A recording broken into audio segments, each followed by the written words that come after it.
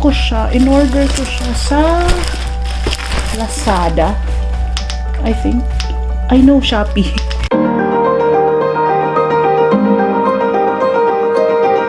Hello! Hello!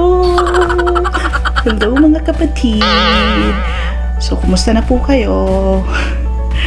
Ngayon po, ang gagawin natin is mag-unbox tayo ng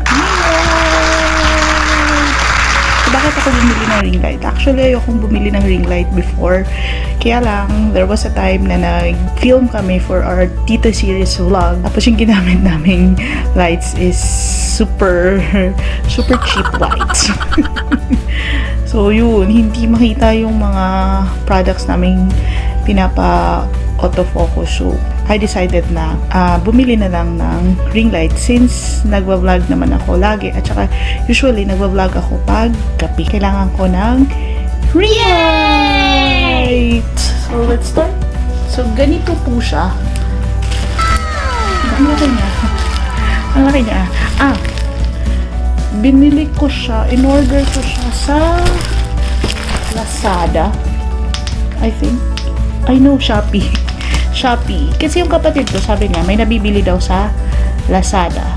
Pero nung nakita ko, galing China pa. So, medyo matatagalan yun kasi diba COVID nga. So, naghanap ako sa Shoppee.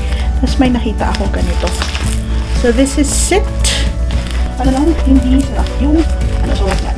So, let's try to open it. So, yan yung stand. Okay. Yan yung stand. Tapos, ito yung light. Hindi nyo ako makita kasi naman yung light. Yan. Open it. Let's try to open it. Kasi, parang magamit na natin kasi may gagawin akong vlog. Puro ko yung vlog chart. So, let's do this vlog chart. So, yung gagawin ko, vlog everything. Specific ones. And then, tapos ko sa everything. So, parang gusto mga bagong YouTube. Kasi I think yung mga nag-vlog natin pinakain.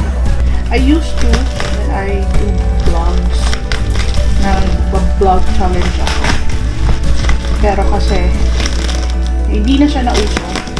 So, kaya, I stopped doing vlog. Kaya, vlog naman yan.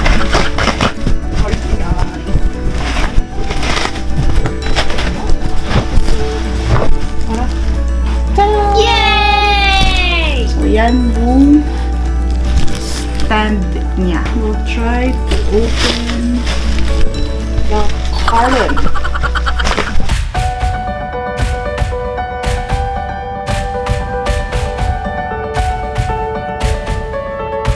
So, ito yung light. That's the light. Ring light na pwedeng lagyan ng cellphone sa gitna.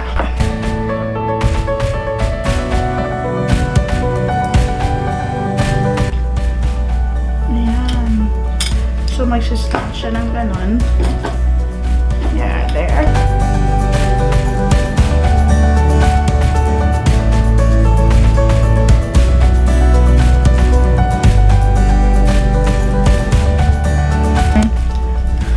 Balikan ko kayo, tawag lang ako sa kapatid ko. Ayun. Tumawag talaga ako sa kapatid ko para tanungin kung paano mag-set ng ring light. Kasi wala siyang instruction. E pag walang instruction, hinawa ako na. So yun, tumawag ako sa kanya. Tapos sabi niya, nahawaan ko daw siya ng mentality ko. Parang bumaba ata yung idea niya dahil sa akin. Alam ko na kung paano siya i-set up. So, I'm going to teach you how to set up your ring light, especially for those who are new in using ring light. So, kanina, pinakita ko sa inyo yung box ng ring light at saka ng tripod. So, ganito na yung itsura ng tripod. Hahaba pa to. So, kung gusto nyong patayuin, kasi hindi naman siya pwedeng tumayo ng ganyan lang. So, what are you going to do is you loosen up this screw lock. Loosen natin yung screw lock ng onte. Tapos, let's try to open the... Ayan. So, ganyan siya. Ayan. Tapos, para mag-steady siya, let's tighten again the screw lock. So, ayan. Tinighten ko na siya. So, naka-tighten na. Hindi na siya magagalaw. Diba? Ayan. Tingnan natin. Ayan na. So, ganun na siya. naka-tighten na siya nakatayo na siya. So this time, gusto nyo makita kung paano siya humaba. May dalawang screw lock dito. Ayan. At saka ito. So, you loosen it again. Tapos hilain. Diba? And then, i-tighten uli natin yung screw lock niya para stable siya. So, ganyan. Mahaba na siya. Diba? Mas matangkad na siya sa akin. So, yan. Diyan pa lang yung video. Tapos, let's try to put it back. Yan. So, this time, ganito lang kataas yung ring light natin. Ito yung itsura ng ring light. Tada! Yan ang ring light natin. Ito yung box. Sabi nung box dyan, it's soft light tech, flicker free, di ko alam kung ano yan, UV free, natural light, no ghosting, and no glare. So, I'm expecting that. Tingnan natin. So, ayan. So, ito na yung ring light natin. Yung ring light natin, may naka-attach na po siyang para sa cellphone holder. So, may hole siya dyan. May hole. So, ito dito, nasa tip. Ayan. Ayan. Hindi ko siya makita. No? Ayan. Pwede nyo siyang ilagay directly.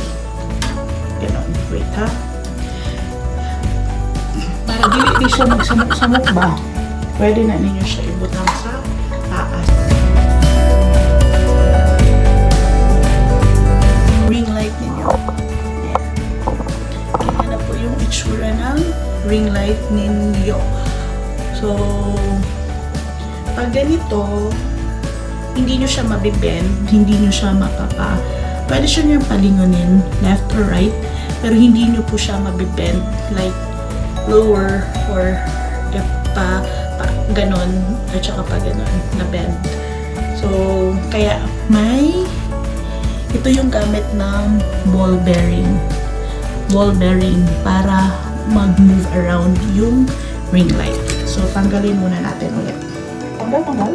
So, how to pati ako natuto kung ano siya gawin. So, ayan. So, ito yung ball bearing. Itong ball, dito i-attach. Teka lang, hindi siya nag-auto. Ayan.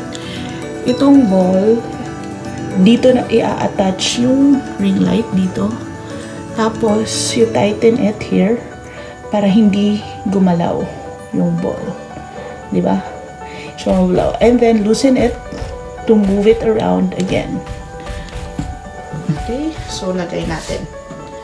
Kung saan natin kanina nilagay yung ring light, doon natin ilalagay yung ball bearing.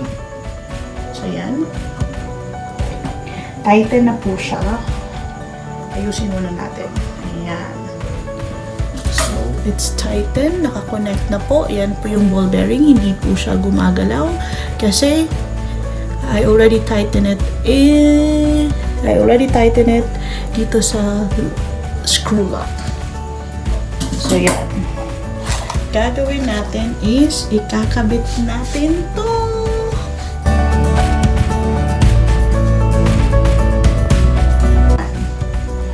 So, ayan na yung ring light natin. Tapos, yung sa ring light natin, may on and off tayo. So, teka lang ha. May on and off. Yung sa baba, on and off niya. Tapos, may negative and positive. Kung gusto natin warm, more positive. Kung gusto natin lighter, it's more negative. And then, in between po ng negative and positive is change ng color. So, papakita ko sa inyo mamaya. Mostly ng may ring light ay USB. Yung sa akin, hindi po. May saksakan siya. Yun. Hindi po siya katulad ng madami. So, kinonect ko siya. Kinonect ko ng ganon. Tapos, let's be careful. Baka mahulog. Ayan. Sinaksak natin. Tapos, yung on and off niya ay tumilaw ng blue. So, let's try to open it. Ayan. Masyadong super light. Yellow siya. So, i-lower natin. Ayan. Kita nyo? Ayan. Diba? Ayan. Okay na yan. So, this is actually warm yellow. It's warm yellow. It's very warm yellow. That's blue. I know, this is white. White?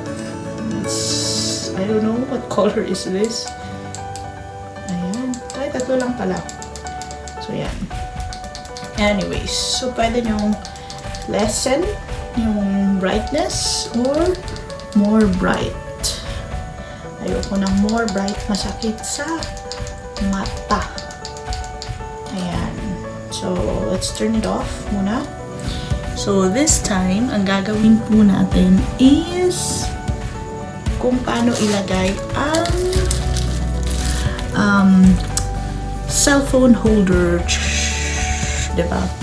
So, ito siya. Itong middle na nakakabit na sa ring light. Pwede po siyang ma-detach. It's detachable. Taran! Taran! Taran! So, detachable siya. So, gagawin natin, may ganito po yung sa likod ng cellphone holder natin. So, kunin lang po natin to. And then, ito siya na ball, ipasok natin dito. Na medyo, kasi matigas siya. So, ganyan. Naka-attach na siya, diba? Ayan. And then, ito,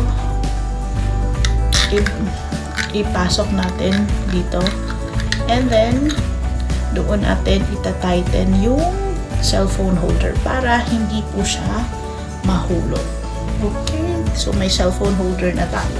Ibalik natin ngayon. Yan, balik. Huwag lang masira yung ano. So, pwede nyong ilagay na dito yung cellphone nyo. So, while may ilaw, nandyan yung cellphone nyo, nakakabit, diba? Oh, see? Maganda siya. So, that's it.